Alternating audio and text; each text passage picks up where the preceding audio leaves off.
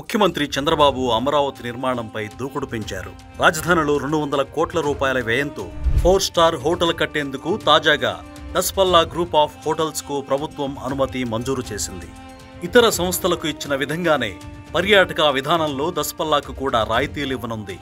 పన్నులతో పాటు విద్యుత్ ఛార్జీల్లో కూడా మినహాయింపునిచ్చింది. ఈ సంస్థ ద్వారా 400 మందికి ప్రత్యక్షంగా ఉపాధి లభించబోతోంది.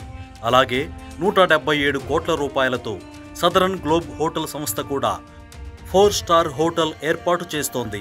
ఈ సంస్థకు కూడా దస్పల్లాకు ఇచ్చిన విధంగానే రాయితీలు ఇవ్వనున్నారు. మొత్తం 600 మందికి ఉపాధి లభించనుంది. అరకులోయలో విఎస్కే హోటల్ రిసార్ట్స్ సంస్థ 56 కోట్లతో లగ్జరీ రిసార్ట్ ఏర్పాటు చేయనుంది. దీని ద్వారా 200 మందికి ఉపాధి లభించనుంది. ఈ 3 సంస్థలకు 2029 వరకు రాయితీలు వర్తిస్తాయి. ఇప్పటికే రాజధానిలో వరుణ్ గ్రూప్ స్టార్ హోటల్తో పాటు కన్వెన్షన్ సెంటర్ కూడా నిర్మిస్తోంది. మరోవైపు కేంద్ర ప్రభుత్వ రంగ సంస్థలు కూడా నిర్మాణాలను ప్రారంభించేందుకు ముందుకు వస్తున్నాయి.